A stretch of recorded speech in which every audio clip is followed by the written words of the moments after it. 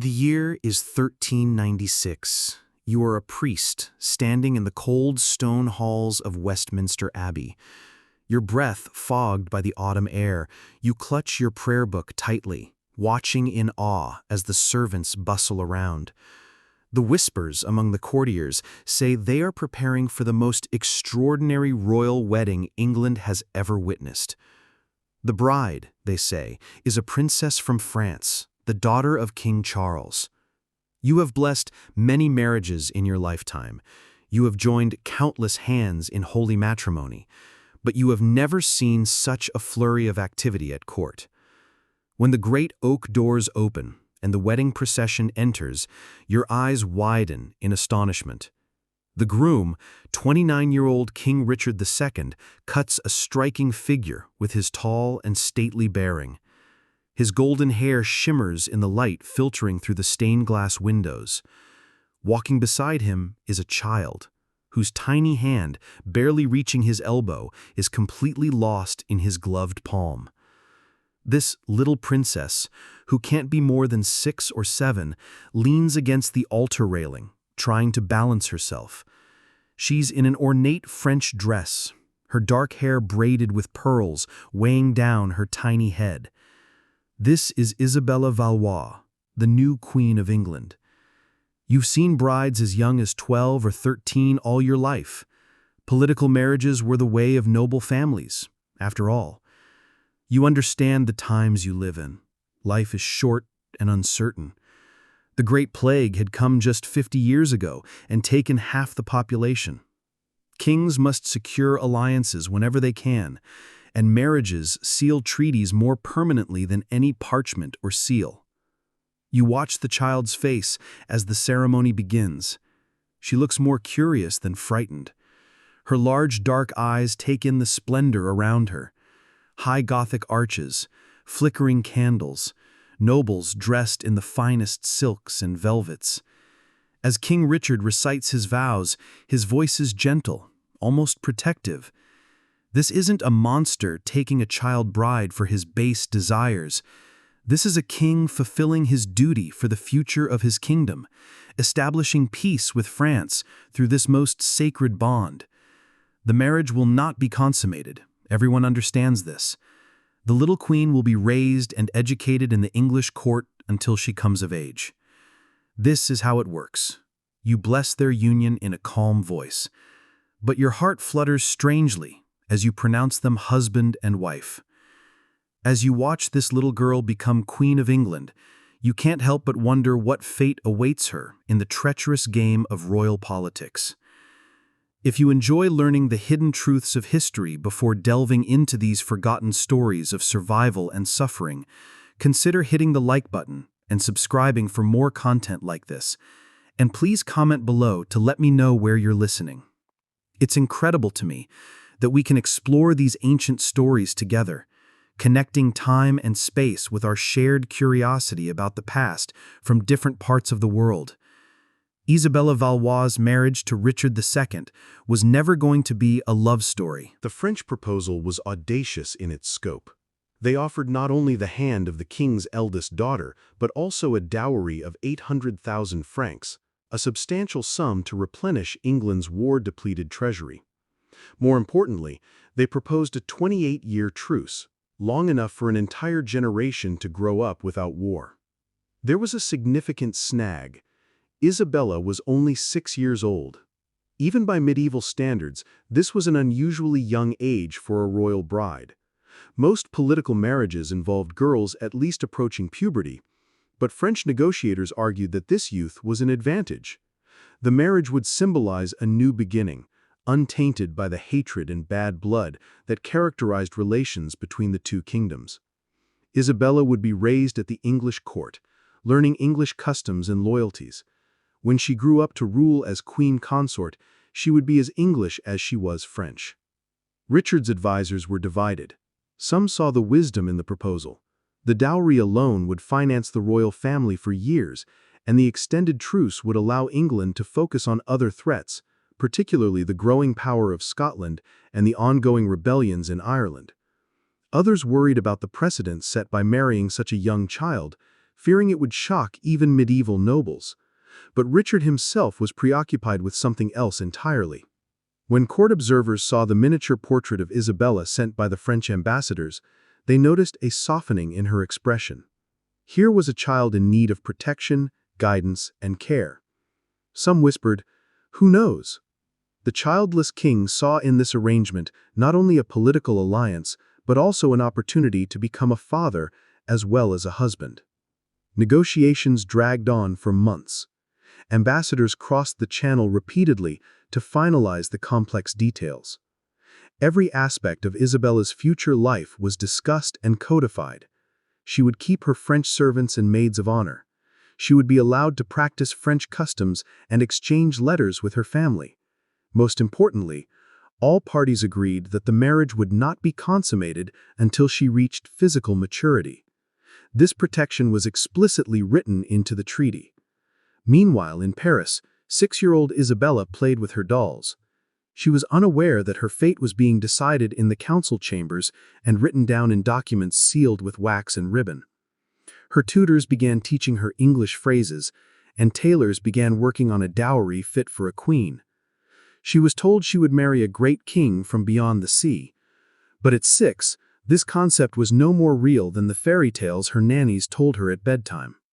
The wedding ceremony, reflecting the diplomatic complexity of the union, was performed not once, but twice.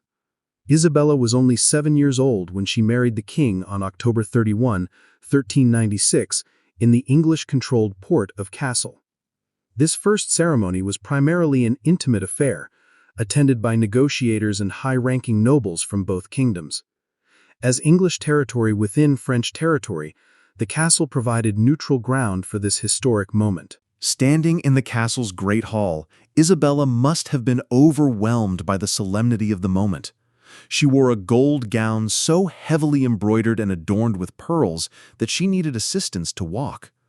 Her new husband knelt at her level to exchange rings, and witnesses noted how gently he lifted his chin when the surrounding nobles looked on, appearing to be afraid. A year later, she was crowned queen at the Westminster Abbey.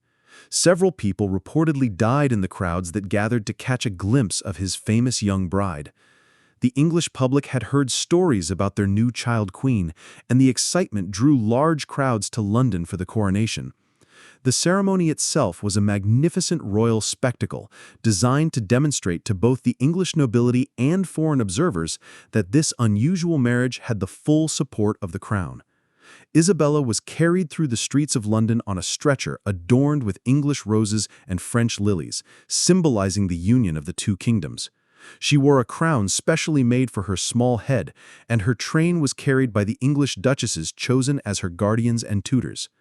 The crowds filling the streets chanted prayers in the English she was just beginning to understand. But she smiled and waved as she had been taught. The coronation feast that followed the ceremony lasted 3 days, with entertainments featuring acrobats, musicians, and elaborate theatrical performances depicting the glorious future this marriage would bring to both kingdoms. Isabella sat at the high table beside Richard, picking at her food with the careful manner her French tutors had taught her. Meanwhile, the nobles toasted the child queen's health. But as the celebrations continued, seasoned courtiers were already beginning to wonder how long this peace would last. Medieval truces, no matter how meticulously negotiated, were fragile things. Despite his current power, Richard II was not universally loved by his nobles. There were whispers of discontent, especially among those who believed the king was overly impressed by his favorites and too eager to make peace with France while England's military position remained strong. For now, however, Isabella was safe in her new home. Richard provided her with apartments at Westminster Palace with a carefully selected household of French and English courtiers. Her days were filled not only with achievements in languages and court life, but also with lessons in the complex etiquette and English court life. She learned to bow in English style, to prefer wine to beer at meals, and to speak English with the courtly accent of her French tutors. Richard himself took an active interest in her education and welfare. Contemporary chroniclers record that she visited his apartments regularly, bringing gifts from all over his kingdom: exotic birds from Ireland, beautiful books from Oxford, and musical instruments crafted by London's finest craftsmen. She seemed to genuinely enjoy his company, and she began to eagerly await his visits. He greeted her with a mixture of formality and affection that marked their unusual relationship. The other children at court quickly accepted Isabella as one of their own. Medieval royal houses typically included numerous young nobles raised and educated within the monarch's own family.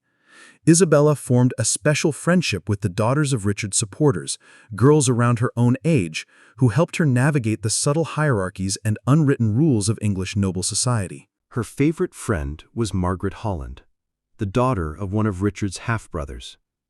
Margaret was only 2 years older than Isabella, but she appeared experienced and sophisticated to the young queen.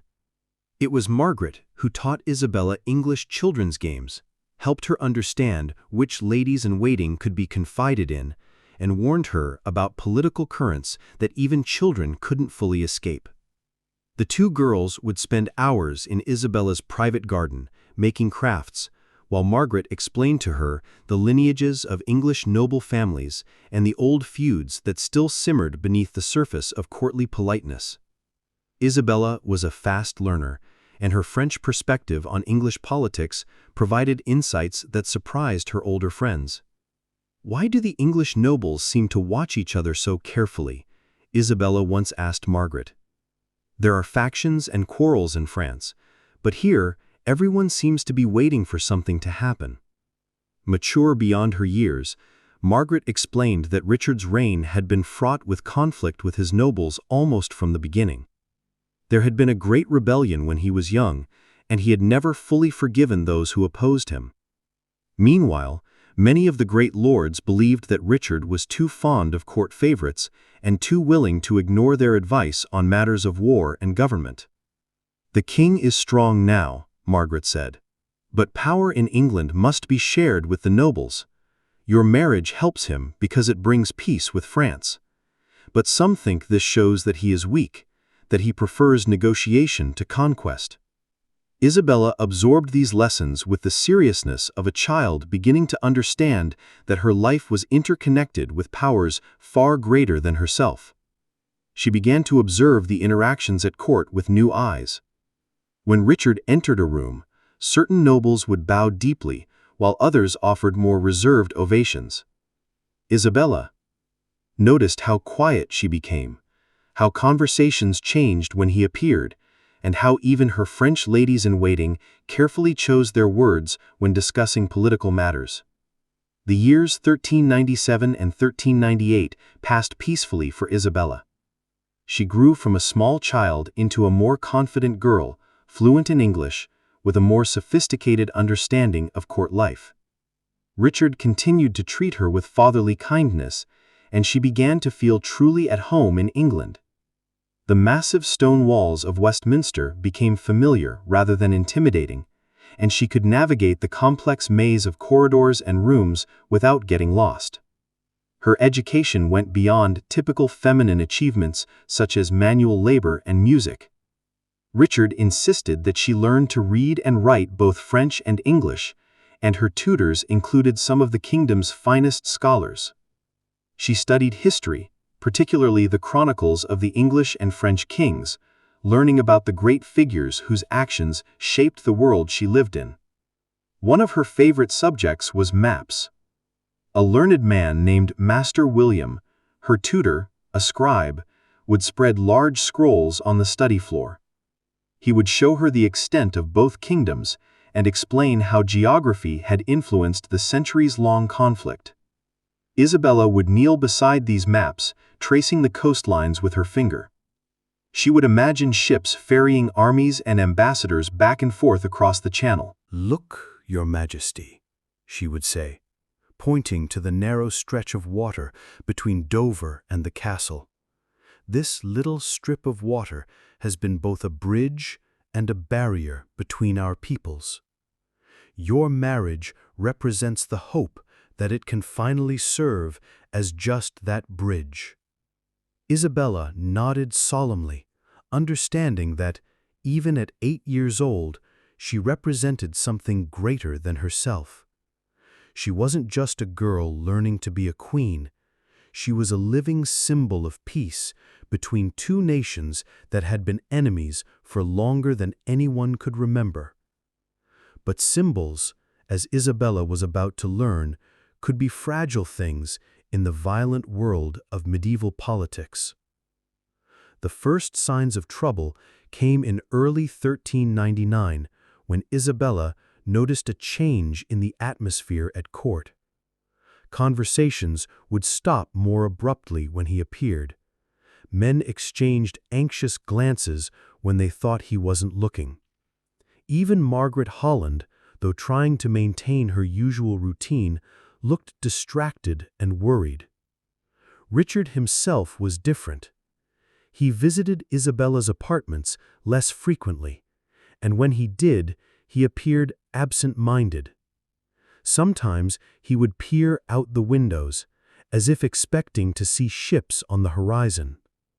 His usual gifts of books and trinkets had ceased, and Isabella began to wonder if she had somehow displeased him. It was far more serious than a child's mistake. Richard was facing the greatest crisis of his reign, and it had nothing to do with his young queen. Henry Bolingbroke, Richard's cousin, whom he had exiled the year before, had returned to England with an army, claiming only to reclaim his inheritance, but clearly aiming for much more. The English nobility, long suffering under Richard's rule, began to rally to Henry's banner. The carefully constructed stability that had made Isabella feel safe at court was crumbling with alarming speed. Isabella first realized the gravity of the situation when she woke one morning to find that some of her English ladies-in-waiting had disappeared during the night. When she asked her French ladies-in-waiting where they were going, she received only evasive answers. That afternoon, she could hear shouts coming from the courtyard beneath her windows, and when she looked out, she saw armed men in uniforms of an unfamiliar color. Margaret Holland entered Isabella's rooms that evening. Her face was pale with fear. "You must pack immediately," she whispered urgently. "Only the most important things. We are leaving Westminster tonight." "Where are we going?" Isabella asked, her heart pounding with a panic she had not felt since her first days in England. "To the Tower," Margaret replied. The king said it was for her safety, but she did not finish the sentence. But Isabella understood. The Tower of London was both a palace and a prison, and in times of political turmoil, the distinction often became meaningless. The journey through London's dark streets was unlike any Isabella had ever experienced. Instead of the ceremonial processions she was accustomed to, they were traveling in a small, heavily guarded convoy. Armed men rode horses in front of and behind his stretcher. The curtains were drawn, but she could hear the sounds of the city around them, not the ordinary noise of commerce and daily life, but something more urgent and threatening. In the Tower, Isabella was housed in comfortable apartments, clearly designed to accommodate the occupants. The windows were barred, and guards stood at every entrance. Her French ladies-in-waiting were allowed to stay with her, but most of her English ladies-in-waiting had been dismissed. For the first time since arriving in England, Isabella felt truly alone. Richard came to see her on her second day in Couled, and the change in him was shocking. The confident, gentle king she had known was gone. In his place was a man who seemed to have aged years in a few weeks. His clothes were rumpled, his hair was unkempt, and there was a wildness in his eyes that reminded Isabella uncomfortably of her father's fits of madness. "My dear child," he said, kneeling before his chair as they had first met, "I'm afraid. Our circumstances have become difficult. There are those who question my right to rule. There are those who seek to overthrow the peace we have built with your father's kingdom." Isabella was 9 now, much more sophisticated than she had been 3 years earlier. She understood the meaning of those words. "Are you still king?" she asked directly. Richard's smile was bitter. "For now, yes, but Henry Bolingbroke has many supporters, and I may not be able to protect you as I once could." The conversation that followed was unlike any they had ever experienced. For the first time, Richard spoke to Isabella not as a child who needed to be protected, but as a political equal who needed to understand the realities of her situation. He explained that Henry had claimed the throne, that many great nobles had abandoned Richard's cause, and that the future of both England and the peace with France now hung in the balance. "What will become of me?" Isabella asked, displaying a composure that even an adult and 9-year-old girl lacked. "I don't know," Richard confessed, and Isabella could see that this uncertainty was tormenting her. "Henry might want to use you as a bargaining chip with your father, or he might honor our marriage and continue to protect you. Much depended on whether he valued peace with France above his own ambitions." This was Isabella's first real lesson in the ruthless arithmetic of medieval politics. Her value as a person was secondary to her value as a symbol and diplomatic asset. Richard's love and concern for her, however sincere, could not protect her from the larger forces reshaping the English kingdom. The next few weeks passed in agonizing uncertainty. Isabella could hear the sounds of the city beyond the tower walls, but she lacked reliable news of what was happening. Her French courtiers whispered among themselves in their own language, but even they could only hear rumors and speculation. Finally, on a gray October morning, Isabella heard the voice she had feared, the heavy footsteps of armed men approaching her chambers. When the doors opened, she saw not the guard she was accustomed to, but Henry Bolingbroke's new men, bearing the red rose crest. The man who entered behind them was tall and imposing, with the bearing of a soldier and the calculating eyes of a politician. It was Henry himself. Now Henry IV of England, he had come to meet the child who was both an opportunity and a problem for his new reign. Isabella rose from her chair and made a profound reference, as she was taught when meeting a king. Henry studied her for a moment, taking in her bearing, her obvious intelligence, and perhaps calculating what benefit he could derive from her. "Your Majesty," he said formally, and Isabella realized he was still using his royal title. "I regret that circumstances have made it necessary to discuss your future under such circumstances." "What has become of the king?" asked Isabella, referring to Richard with the directness that had become her trademark. "Richard of Burgundy is no longer king," Henry replied, using his birth name instead of Richard's royal title. She said, "He has abdicated the throne in favor of my claim."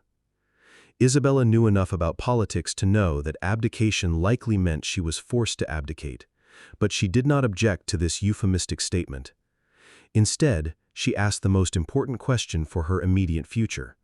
"What will become of me?" Henry's answer would determine whether Isabella would remain queen or merely become a very valuable prisoner.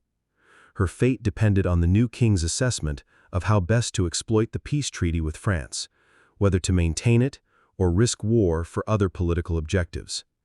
"That depends on many factors," Henry said. "Your father's reaction to recent events, the advice of my advisors, and perhaps most importantly, your behavior in the coming months." With these words, at the age of 18, Isabella entered the most dangerous period of her young life. Richard's protective bubble was gone, replaced by the harsh realities of a kingdom in transition. She was no longer a child queen raised solely to fulfill royal duties. She was a political prisoner whose worth could be measured by the cost of war or peace. The weeks following Richard's abdication were a masterclass in survival for Isabella. Imprisoned in the Tower, but not yet officially imprisoned, she had to navigate the treacherous waters of a palace, still deciding what to do with her. Some supporters of Henry argued that she should be sent back to France immediately, both to avoid the expense of maintaining her household and to signal that England was ready to renegotiate the peace treaty from a position of strength. Others advised caution. Isabella's presence gave England leverage against France in future negotiations. As long as she remained in English custody, her father would be forced to take any action that might jeopardize her well-being. She would be reluctant. This faction argued that she should be kept in comfort, but kept under careful surveillance. Isabella herself played her role with remarkable skill for such a young girl. She was exceptionally polite to her new captives. She was careful never to offend or appear to plot against Henry's government. At the same time, she maintained a dignity befitting her rank, which legally still was Queen of England. She refused to be treated less legally. Her French ladies-in-waiting were invaluable during this period. Unlike her English ladies-in-waiting who had been dismissed or fled, these women remained loyal to Isabella's interests, not to any English faction. They helped her understand the nuances of her situation and coached her in the careful balance she needed to maintain. "Remember," advised her maid of honor, Madame d'Oisy, "you are still Queen of England in the eyes of the law and your father's court. Henry may wear the crown, but he must not annul his marriage or formally break the treaty, as she hadn't yet dared to reject. As long as that remained true, you have value. And where there is value, there is hope." But this hope came at a terrible price that Isabella was only beginning to understand. News of Richard's fate began to trickle into the Tower. First, rumors came that he had died in captivity in the Pontefract Castle. Then came whispers that his death was unnatural, that Henry's supporters had orchestrated the former king's accident. When Isabella received confirmation of Richard's death, the news hit her with unexpected force. She hadn't loved Richard as a wife loves a husband. How could she? He had been kind to her, still a child, but he had been protective. He had been the closest thing to a father figure she had known since leaving France. His death was not only a personal loss, but also the severing of her last connection to the life she had built in England. The manner of Richard's death carried ominous implications for her own future. If Henry was willing to arrange the murder of an anointed king, what hesitation would he have in getting rid of a French princess who had outlived her usefulness? These fears were confirmed in early 1400, when Isabella received an ultimatum from Henry's government. She would be allowed to return to France, but only if she formally acknowledged Henry as the rightful King of England and renounced all claims to the English throne as Richard's widow. From Henry's perspective, the proposed agreement was a diplomatic masterpiece. By voluntarily leaving England, Isabella would tacitly acknowledge that her marriage to Richard had been dissolved by his abdication. This would release Henry from his original peace treaty obligations and avoid the political complexities of forcibly deporting a child queen. For Isabella, the choice was stark. Accept exile and acknowledge the meaninglessness of her 3 years as Queen of England, or refuse and risk remaining a prisoner indefinitely. At the age of 10, she was being asked to make a decision that would affect not only her own future, but also the relationship between England and France for years to come. Her French advisors were divided. Some argued that she should accept the terms and return to the safety of her father's palace, where she could be properly cared for and perhaps eventually find a new marriage. Others insisted that she refuse, arguing that Henry remained Richard's legitimate widow and rightful Queen of England regardless of his accession to the throne. Isabella herself struggled with this decision for weeks. Part of her yearned to return to France, see her family again, and escape the uncertain atmosphere of Henry's court. But another part realized that accepting Henry's terms would be a betrayal of Richard's memory and an abandonment of the peace he had died trying to preserve. Ultimately, the decision was made for her by events beyond her control. During one of her lucid moments, Charles VI sent a message that he expected his daughter to return to France immediately. The message, conveyed through diplomatic channels, made it clear that any ongoing negotiations regarding Isabella's situation would be interpreted by the French crown as an act of hostility. Faced with the prospect of renewed war with France, Henry's government quickly agreed to Isabella's departure. The terms of her release were deliberately kept vague, allowing each side to interpret her return as voluntary or forced, depending on their own political needs. The journey back to France in the summer of 1401 was a bittersweet experience for Isabella. She was leaving behind the only home she had known for 5 years. She was leaving the apartments where she had learned to read English poetry, the gardens where she had played with Margaret Holland, and the great hall where she had been crowned Queen of England. At the same time, she was returning to a family and a country that had alienated her during her years in England. She now spoke French with a slight English accent. She preferred English fashions to French ones, and had to relearn the etiquette of her father's court. The little girl who left Paris at the age of 6 returned at the age of 11 as a young woman shaped by experiences none of her French relatives could fully understand. Her reunion with her parents was complicated by her father's deteriorating mental state. When Charles VI arrived, Isabella was in the midst of one of her worst fits. She believed she was being pursued by invisible enemies and refused to recognize her own family. When she finally emerged from her madness a few weeks later, she seemed confused about Isabella's existence. It was as if she had forgotten that she had married the English king. Her mother, Isabeau, was more hospitable but also more calculating. She immediately began to consider how Isabella's unique position as Queen of France could be used to advance French interests. As the widow of an English king, Isabella held a certain diplomatic status that would be valuable in future negotiations. More immediately, her experience at the English court made her a valuable source of intelligence on English politics and military capabilities. Isabella was caught between these conflicting demands for her loyalty and her knowledge. She was French by birth and had returned to French territory. However, she had also become Queen of England and felt a sense of obligation to her homeland. When her mother's advisors asked her about English defenses or Henry's support among the nobility, she answered carefully, offering general information while avoiding details that could be used to plan military campaigns. The months following her return to France were a period of adaptation and reflection for Isabella. She was no longer a child, but she was not yet fully adult. At the age of 11, she had experienced more political turmoil and personal loss than most people would experience in their lifetimes. The question now was, what role would she play in the complex world of medieval European politics? Her status as a former Queen of England made her an attractive marriage candidate for various European nobles. However, this also complicated potential matches. Some potential suitors were wary of her royal rank and political prominence. Others were more interested in the political advantages of marrying Isabella than in her own right.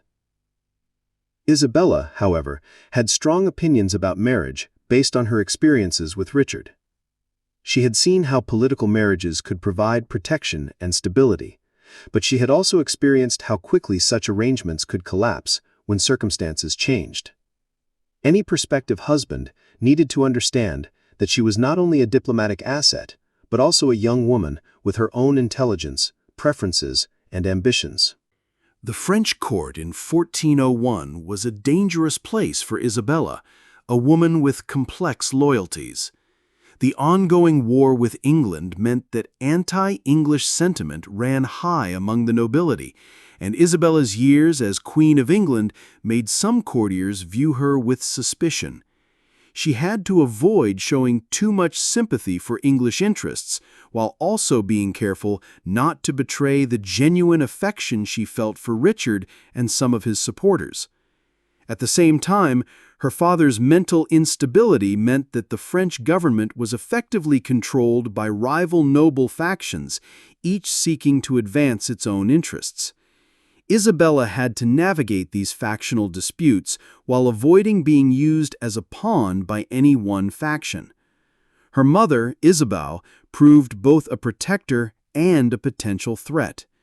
The Queen of France was a sophisticated political operator who sincerely cared for Isabella's well-being, but also viewed her daughter's experience and connections as valuable resources for the crown. Isabel's protection came with the expectation that Isabella would serve French interests, even when these interests conflicted with her own preferences or moral beliefs. 1402 brought new complications for Isabella with the news that Henry IV was facing serious rebellions in England. The Percy family, once her supporters, had turned against her, and there were also uprisings in the galleries and Scotland.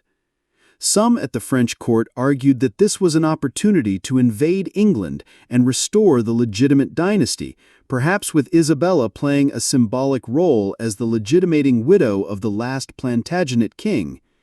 Isabella was horrified by these arguments. She did not want England to be torn apart by civil war. Regardless of her feelings about Henry's usurpation, the English people she knew, her servants, her teachers, her childhood friends, were innocent of the political crimes committed by their rulers. The idea of French armies plundering English villages in her name deeply disturbed her.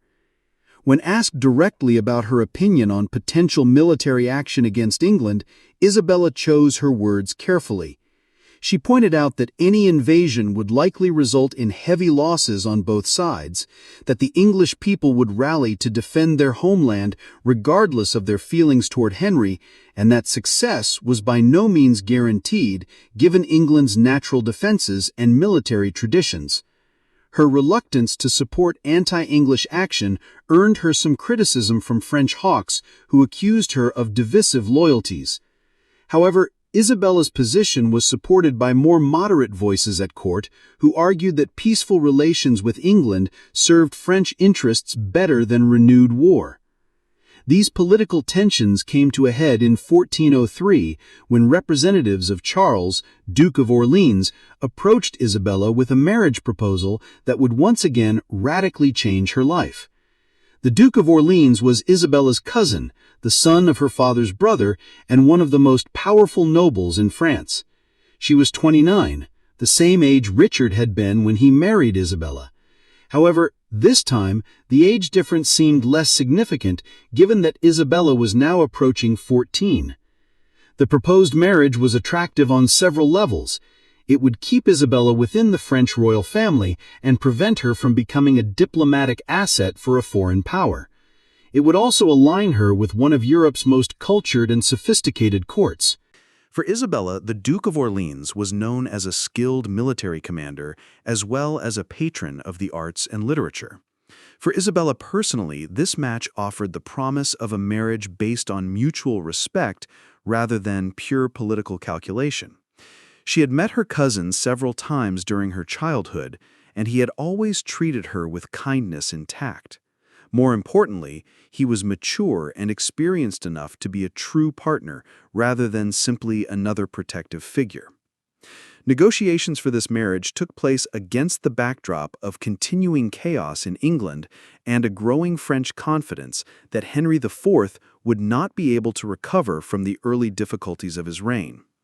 If Henry fell, there was always the possibility that Isabella would be recalled to England to legitimize a new regime.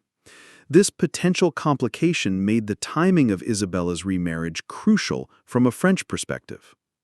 Charles of Orleans understood the delicate nature of the situation.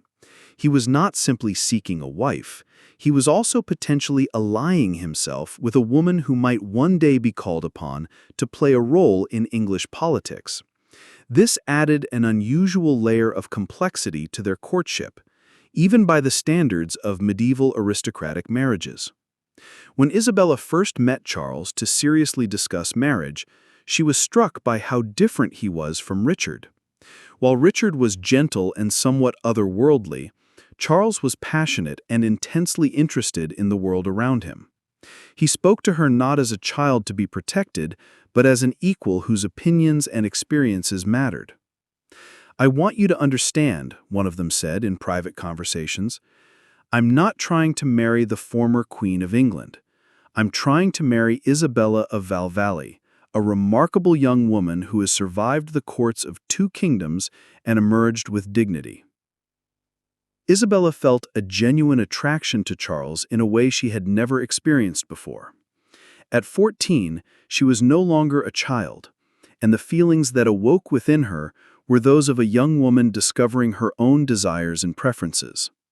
Charles was handsome, cultured, and intelligent, But more importantly, he seemed to see her as an individual, not just a political asset. After both parties agreed to the basic terms, the marriage negotiations progressed quickly. Isabella would bring to the marriage her status as a former queen and valuable political connections, while Charles would provide her with a secure position in French society and protection from those who would try to exploit her for their own ends.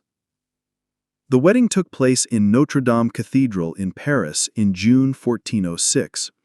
Isabel's wedding to Richard had been a minor diplomatic affair. It was a ceremony that deliberately contrasted with her first marriage. The celebration was a grand spectacle designed to demonstrate the power and prosperity of the French royal family. Isabella, now 16, wore a deep blue silk gown embroidered with gold lilies. Her dark hair was adorned with a tiara of sapphires and pearls. She walked confidently into the cathedral, not as the frightened child who had married a stranger, but as a young woman choosing her own path. Charles waited for her at the altar, dressed in his finest robes. His face held genuine joy, not mere diplomatic satisfaction. As they exchanged their vows, their voices were clear and powerful, and observers noted that they looked directly at each other rather than simply repeating the words to satisfy political necessity. The wedding feast that followed was a celebration of French culture and power. Bards sang ballads in the couple's honor. Elaborate theatrical performances depicting love's triumph over adversity were performed, and the finest wines from across the country flowed freely.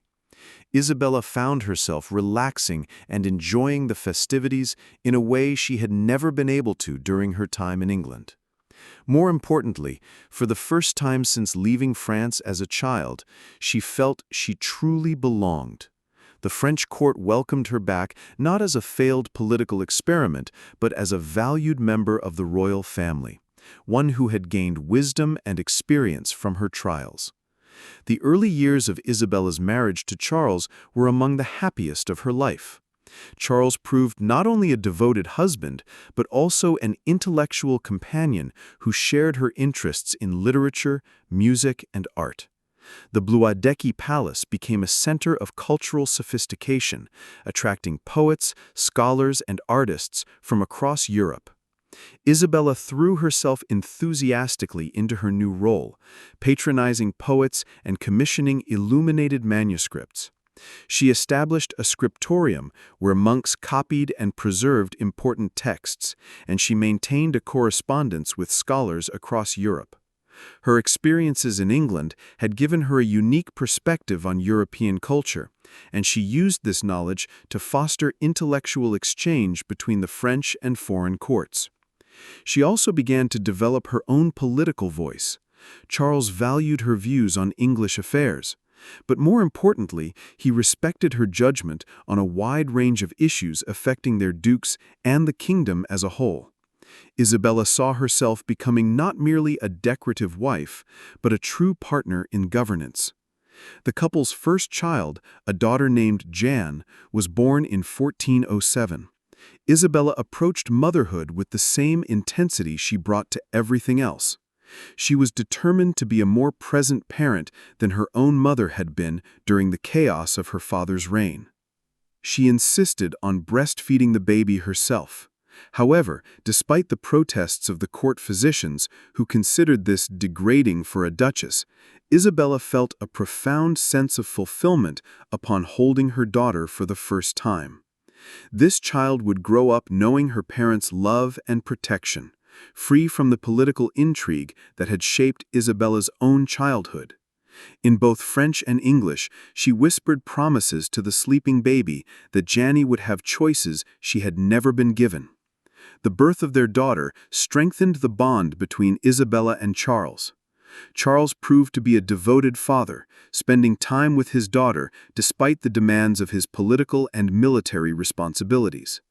Isabella would often find him reading to their daughter in the nursery, or simply watching her sleep, marveling at the miracle of the new life they had created together. But even as Isabella enjoyed domestic bliss, the wider world continued to intrude. News from England was still alarming, with Henry IV facing discord and challenges to his authority. A more immediate threat was the growing tension within France, where the king's mental illness created a power vacuum that various noble factions were eager to fill. Isabella's father-in-law, Louis of Orleans, was one of the most ambitious of these nobles. As the king's brother, Charles Wine claimed the right to rule in times of incapacity. However, this claim was disputed by his own supporters and the Duke of Burgundy, who had his own vision for France's future. The rivalry between the Orleans and Burgundian factions would eventually tear France apart. However, in the early years of Isabella's marriage, this seemed just one of the political disputes constantly swirling around the royal court. Isabella attempted to remain above these factional conflicts, focusing on her family and cultural pursuits while leaving political maneuvering to others. This comfortable neutrality became unsustainable in November 1407, when Louis of Orleans was assassinated in the streets of Paris by agents of the Duke of Burgundy. The murder was committed with shocking audacity. The murderers murdered the king's brother in broad daylight and then disappeared into the labyrinth of Paris's medieval streets. The assassination transformed Isabella's life overnight. Having inherited his father's titles and responsibilities, Charles was now one of the most powerful men in France, but he had also become a target. The Duke of Burgundy had demonstrated a willingness to use violence against his enemies, and the Orleans family was now his primary target. Isabella found herself thrown into a world of bodyguards and constant vigilance. Her movements were restricted for security reasons, and her correspondence was monitored to ensure that any information about her family's activities did not fall into enemy hands. The carefree atmosphere of their court in Louvain was replaced by the somber reality of civil war. Charles himself had been transformed by his father's murder. The cultured, artistic young man Isabella had married began to show a harsher edge, driven by a desire for revenge that sometimes frightened him. He began gathering allies and resources to combat the Burgundian faction, which everyone knew would be a long and bloody conflict. Isabella supported her husband's cause, but she was also concerned about the costs of the impending war. She had already seen how political violence could destroy lives and kingdoms, and she feared that France would suffer the same fate as England during the Wars of the Roses. As the conflict between the Orleans and Burgundian factions escalated into open warfare, her concerns became prophetic. The birth of Isabella's second child, a boy named Charles, in 1408, provided a brief respite from political tensions. The arrival of a male heir strengthened the Orleans claim to ultimate leadership of France. But it also made Isabella's family an even more attractive target for their enemies. Isabella took even more care in her son's upbringing than Jane had. She was determined that Charles would grow up understanding both the privileges and responsibilities of his noble birth. But she also wanted him to develop a character that would allow him to navigate the treacherous world of medieval politics without losing his humanity. She insisted on being involved in every aspect of his education, from the selection of teachers to the curriculum. Drawing on her own experiences at the English court, she ensured that her son learned multiple languages, studied the histories of various European kingdoms, and developed the diplomatic skills that would be vital to his future role. The early years of the Civil War were marked by a series of battles and sieges that gradually exhausted both sides. While Charles was away on campaign, Isabella found herself governing the family's lands, a responsibility that required her to master the complex logistics of medieval warfare and administration. She proved surprisingly adept at these tasks. She used her diplomatic skills to protect allies, and her organizational abilities to ensure that Charles's forces received supplies and reinforcements when needed. Her letters from this period reveal a woman who had fully embraced her role as a political leader. No longer the bewildered child who shuttled between palaces, she was a mature woman who took control of her own destiny. The war had a devastating impact on France. Entire regions were devastated by competing armies. Trade was disrupted, and ordinary people suffered from the depredations of soldiers from both sides. Isabella used her position to provide aid wherever she could. She established charitable foundations and negotiated safe passage for refugees fleeing the worst of the war.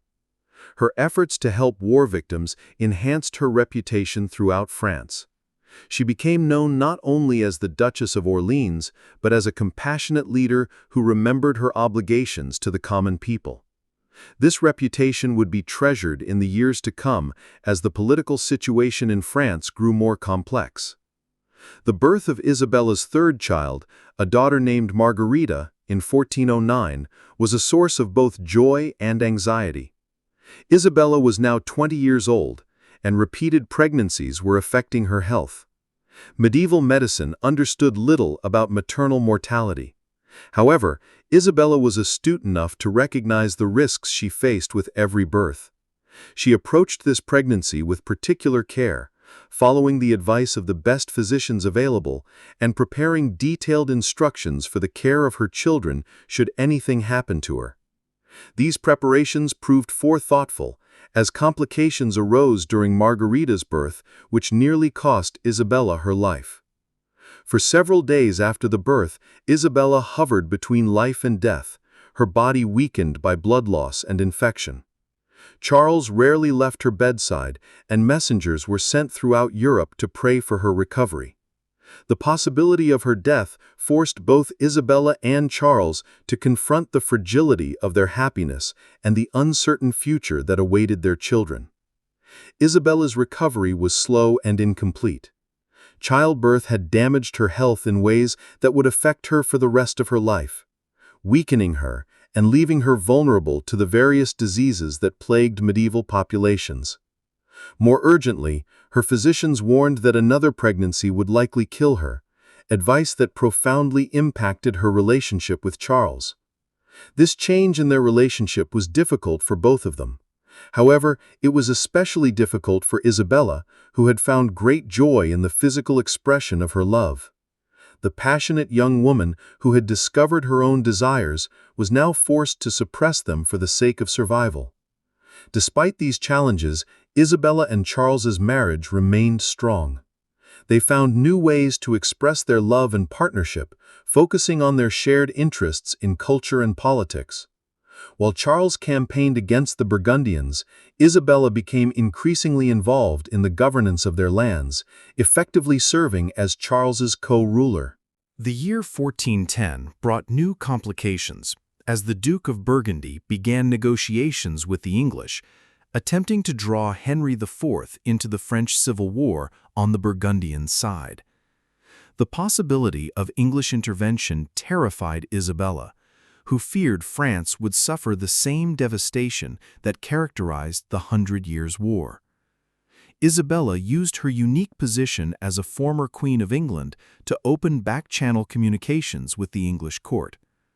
Through her intermediaries, she attempted to convince Henry IV that intervention in the French Civil War would be costly and ultimately futile. Her efforts were thwarted by the suspicion still held by many in England. However, she persisted in trying to prevent a resumption of full-scale war between the two kingdoms. These diplomatic efforts demonstrated Isabella's growing sophistication as a political operator. She understood that her value lay not only in her royal connections, but also in her ability to perceive the larger patterns of European politics and to devise strategies that served multiple interests simultaneously. The success of her diplomatic efforts enhanced her reputation in France and abroad.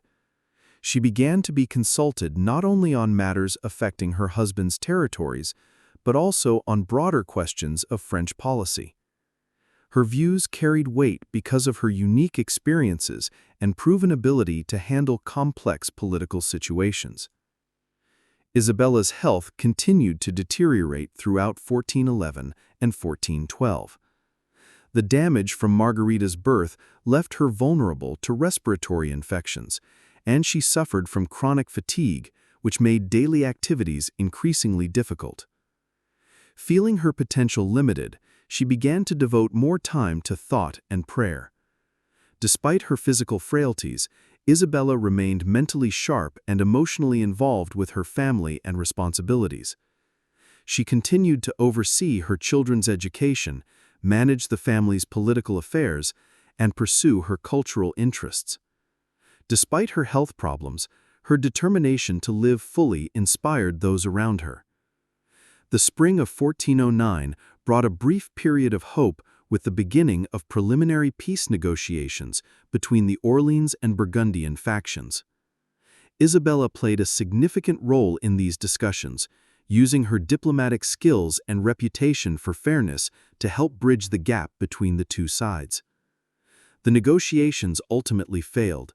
However, Isabella's efforts were widely praised and enhanced her position as a potential mediator in future conflicts.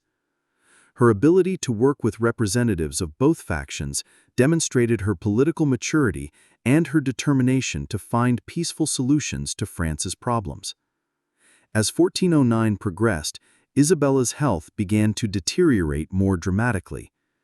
The chronic respiratory problems that had plagued her since Margarita's birth worsened, and she began to suffer from the wasting disease that would eventually claim her life.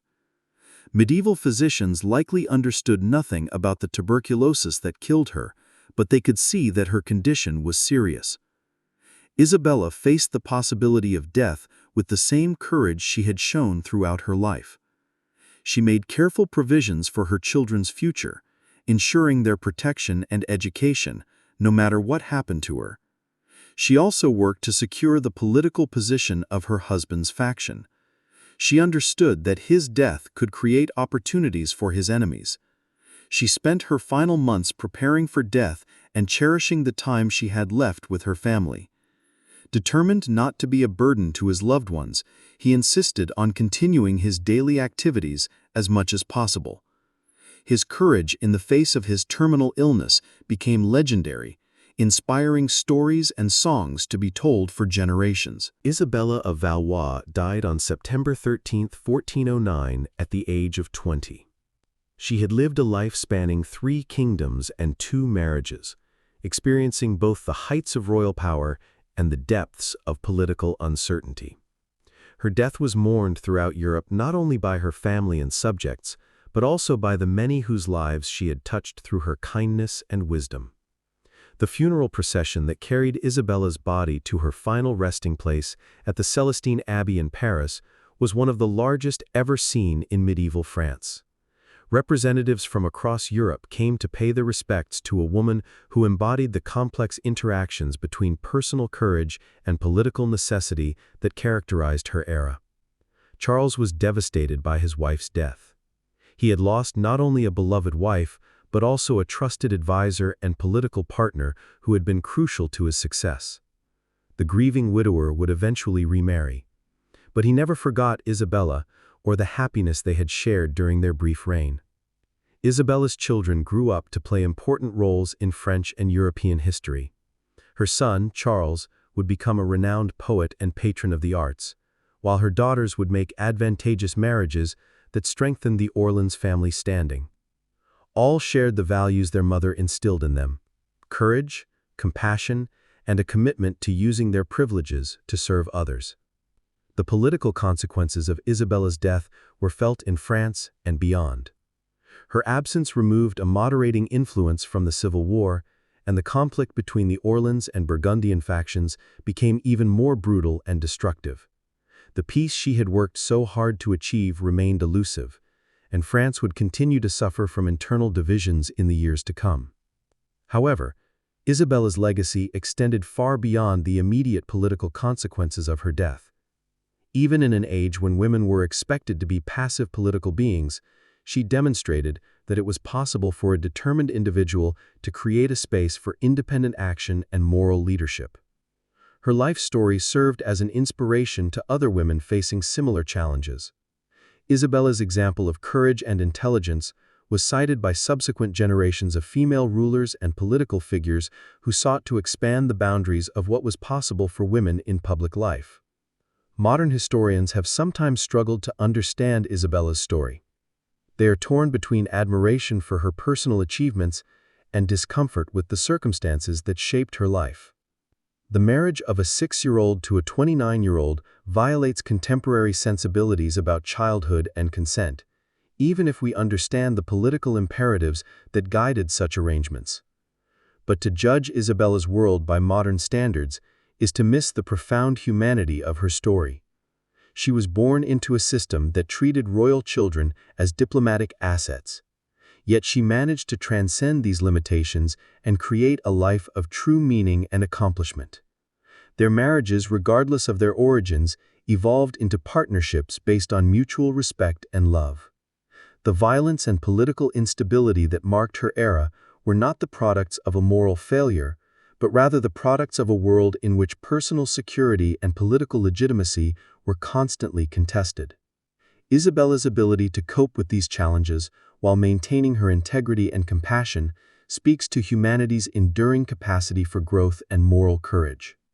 Her story reminds us that history is not just about the grand movements of armies and the rise and fall of kingdoms, but also about individual people who lived through these events and shaped them through their choices.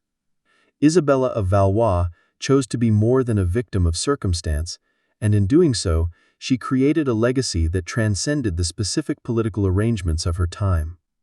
Looking back through the centuries, we see in Isabella's life both the limitations and the possibilities that have always characterized human existence. She was constrained by the expectations of her age and her gender. Yet she found ways to act and make meaningful contributions to the world around her. Her story is ultimately one of resilience, intelligence, and a refusal to accept that personal happiness and political responsibility are mutually exclusive. The medieval world that produced Isabella of Valois was cruel and unforgiving in ways we can only imagine. Life was short, childhood was short, and political alliances were often sealed with human lives. Yet within these constraints, people like Isabella found ways to create beauty, show kindness, and forge relationships that gave meaning to their existence. Her legacy is not one of victimhood, but of triumph over circumstances that would crush a weaker spirit. Ultimately, Isabella's story reminds us that every age has its own moral complexities, and that people of the past, no matter how different their worlds may seem, shared our basic human needs for love, security, and purpose. To understand her life is to understand something fundamental about the human condition. We are all products of our times, but we have the ability to transcend the limitations imposed by that time.